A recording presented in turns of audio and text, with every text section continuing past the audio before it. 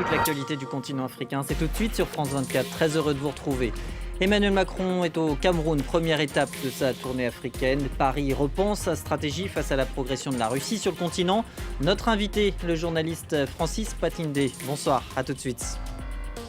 Le chef de la diplomatie russe, justement, est lui au Congo-Brazzaville. Sergueï Lavrov veut rassurer face au risque d'insécurité alimentaire. Il se rendra ensuite en Ouganda et en Éthiopie. Et puis le référendum de la discorde en Tunisie, pour ou contre la nouvelle constitution. Un projet du président Kais Saied, taillé sur mesure, regrette ses opposants. Et Karim Yayaoui nous attend à Tunis. C'est donc par le Cameroun qu'Emmanuel Macron a décidé de commencer sa visite en Afrique, visite qui le mènera ensuite au Bénin et en Guinée-Bissau. Premier déplacement sur le continent pour le président français depuis sa réélection. La France entend revoir sa stratégie militaire face à la compétition qui s'y joue, notamment avec la Russie.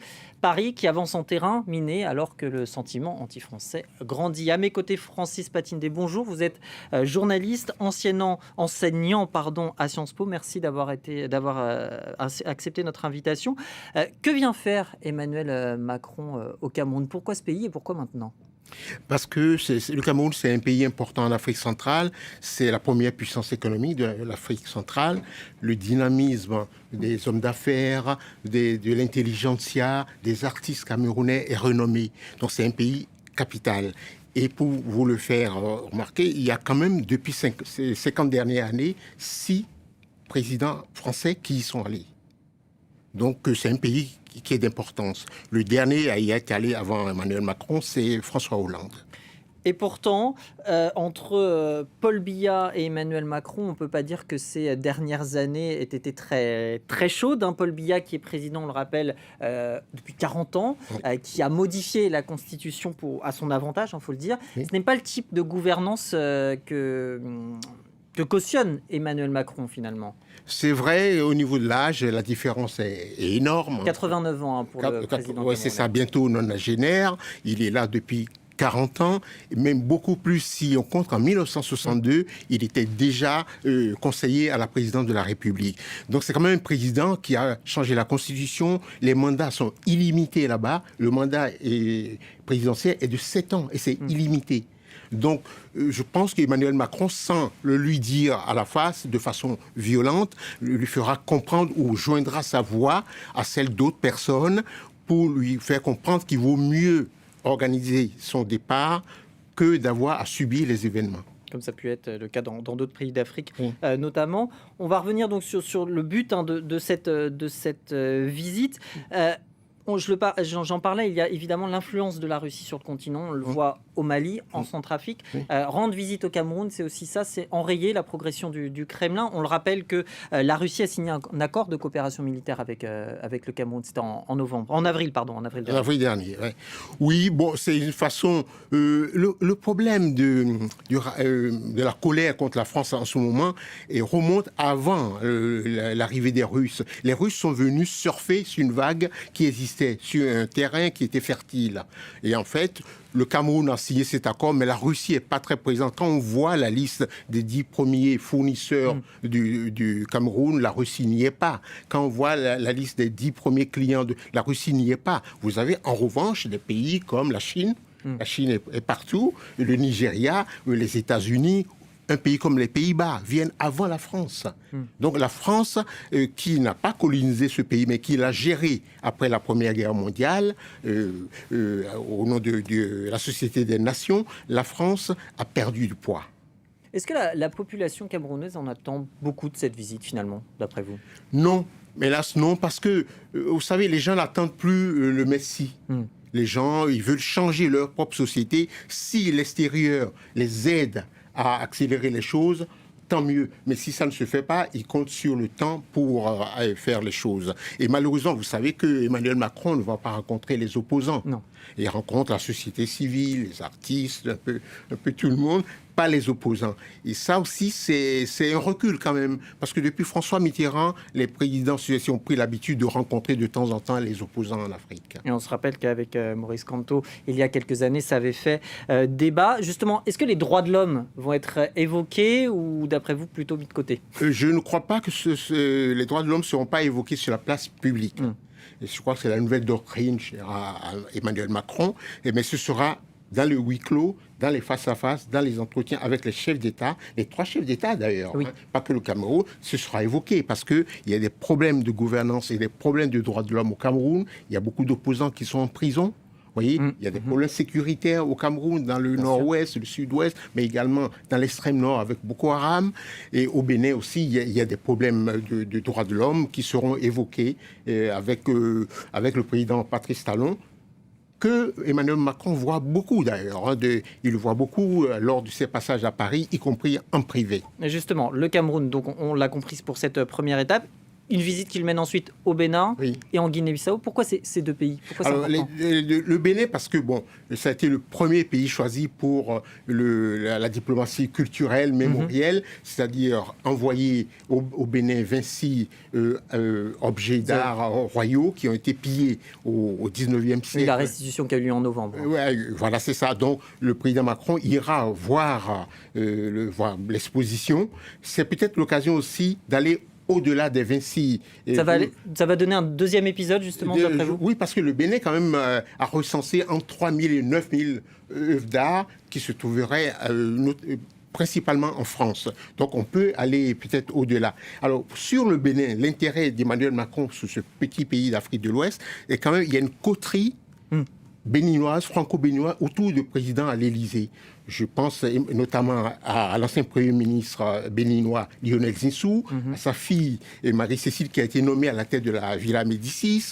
Je pense également aux 2 présidents successifs du Conseil présidentiel pour l'Afrique, qui sont tous des Béninois, des franco-béninois. Voilà, donc il y a une coterie, il y a un intérêt qui est animé, qui est alimenté par ses amis béninois. Et rapidement, la Guinée-Bissau, pourquoi? La Guinée-Bissau, c'est la pièce rapportée.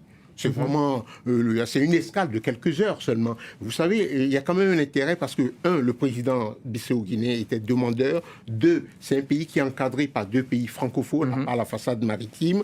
3, le président a ses habitudes à Paris plutôt qu'à Lisbonne. Et 4e, le président Bissau-Guinée, le président Embalo, est le président en exercice de la CEDEAO. Et son pays fait partie de la zone franc. Et évidemment, avec ce qui se passe au Mali, ça a toute son importance. Merci beaucoup, Francis Patindé, d'avoir été l'invité de France 24 ce soir. Merci beaucoup. Merci. Une autre tournée africaine, la Russie, on en parlait, celle de Sergueï Lavrov, le chef de la diplomatie russe, donc, est au Congo. Brazzaville, lui, il a rencontré le président Denis Sassou Nguesso. Le pays s'est toujours présenté comme neutre dans cette guerre qui oppose la Russie à l'Ukraine. Le ministre des Affaires étrangères a pointé du doigt la responsabilité des Occidentaux dans la crise alimentaire actuelle. Aujourd'hui, nous avons donné une haute appréciation aux actes du président et du ministre des Affaires étrangères. Nous les avons remerciés pour leur position équilibrée et responsable vis-à-vis du dossier ukrainien. Nos amis congolais comprennent très bien les causes de la crise actuelle alimentaire qui s'est accumulée pendant les 3 dernières années. C'est notamment la politique haineuse des Occidentaux et je crois qu'ils se rendent compte aussi que c'est la politique des Européens, sous la houlette des Américains, qui a conduit à l'augmentation des prix. En RDC voisine, une manifestation a tourné au pillage à Goma, chef-lieu du Nord Kivu. Des installations de la mission des Nations Unies ont été saccagées par une centaine de manifestants. Des vitres cassées, du matériel volé, des pneus brûlés. Ces images que vous découvrez sont signées France 24. Le rassemblement était organisé par la faction jeunesse du parti au pouvoir, celui de Félix Tshisekedi. Mot d'ordre, le départ des casques bleus de la MONUSCO. Jugés incompétentes, ils sont au moins 14 000, ces casques bleus dans le pays. L'appel relaie celui, il y a 10 jours, du président du Sénat. Écoutez ces réactions de Congolais en colère recueillies par Clément Bonnereau. 22 ans après, la MONUSCO n'arrive pas à assurer la protection des civils. Elle n'arrive non plus aussi à observer, parce que le gouvernement congolais a constaté que le M23 est soutenu par le M23, par le Rwanda. Mais malheureusement, la MONUSCO n'a rien vu. On ne veut plus voir leurs véhicules ici. On ne veut plus voir cette force inutile. Nous allons brûler et saccager toutes leurs bases jusqu'à ce qu'ils partent. Qu'ils nous laissent nous-mêmes. Nous allons défendre notre pays. Nous allons lutter jusqu'à la dernière goutte de notre sang, mais l'essentiel est que la MONUSCO quitte ici et qu'elle laisse notre sol en toute liberté. Nous avons notre police, notre armée et d'autres unités qui peuvent nous sécuriser. Basculer de nouveau vers un régime dictatorial, c'est la crainte des opposants de Kais Saied, le président tunisien. La raison, ce référendum organisé ce lundi. 9 millions d'électeurs appelés à se prononcer sur un projet de nouvelle constitution. Elle renforcerait les compétences du chef de l'État qui s'est arrogé les pleins pouvoirs il y a tout juste un an. L'opposition a appelé à ne pas se rendre aux urnes. On trouve tout de suite l'un des envoyés spéciaux de France 24 à Tunis, Karim Yayaoui.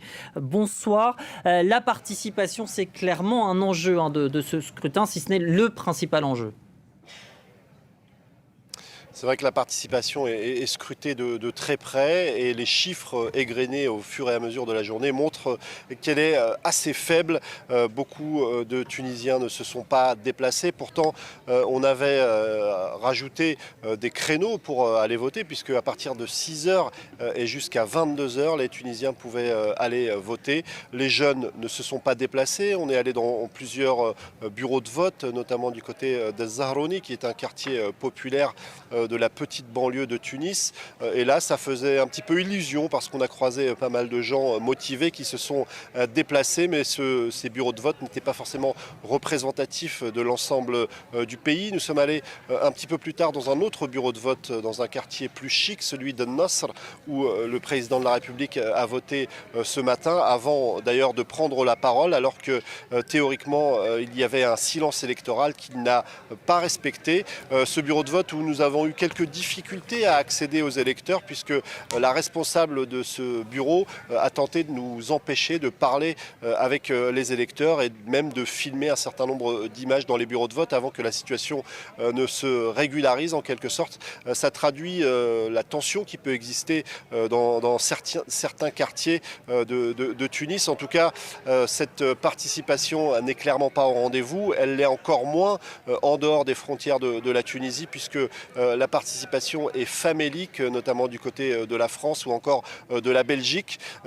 Sans doute aussi parce que cette date du 25 juillet au cœur de l'été n'était pas favorable à une participation importante, mais aussi parce que les appels au boycott ont sans doute été entendus. Karim Yayaoui, l'un des envoyés spéciaux de France 24 depuis Tunis. Merci beaucoup. Également dans l'actualité du continent, au Kenya, Raila Odinga n'ira pas. L'un des deux principaux candidats à la présidentielle refuse de débattre mardi avec William Ruto. Il accuse son rival de vouloir éviter certains thèmes comme la corruption. Le scrutin aura lieu le 9 août prochain. Cette décision macabre qui fait débat en Égypte, le tribunal de Mansoura veut diffuser en direct l'exécution d'un homme. Motif, servir d'exemple. Il a été condamné à mort pour avoir tué une étudiante le mois dernier, assassinée car elle avait refusé ses avances. Et ce sourire venu du Nigeria, celui de Tobi Amusan, elle offre à son pays la première médaille d'or aux mondiaux d'athlétisme. La star du 100 mètres a battu le record du monde en demi-finale.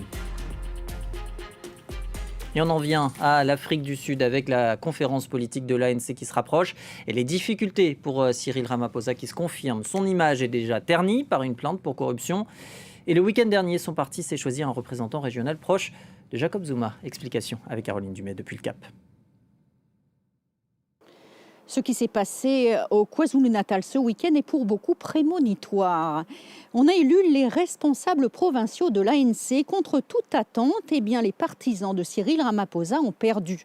C'est le leader de la faction qu'on appelle Taliban, Sibuniso Duma, qui a gagné cette élection face à Sile Sikalala, le premier de la province. L'élection était très serrée, elle a aussi été très tendue, puisque beaucoup de militants ont voulu empêcher Cyril Ramaphosa de faire son discours de clôture. Il a finalement clôturé la session en appelant à l'unité du parti, à l'unité du Congrès national africain pour gérer l'Afrique du Sud. Aujourd'hui, évidemment, tout le monde a les yeux sur la conférence de la fin de l'année, la conférence de décembre, qui est celle où on élira le président de l'ANC. Et si Cyril Ramaphosa a perdu la province du KwaZulu-Natal, il avait gagné celle du Mpumalanga ou celle du Limpopo, mais il sait que les jeux aujourd'hui sont très serrés pour rester à la tête du pays. Merci de votre fidélité au Journal de l'Afrique. Le reste de l'actu internationale, c'est dans quelques minutes avec Claire Bonichon. Restez avec nous.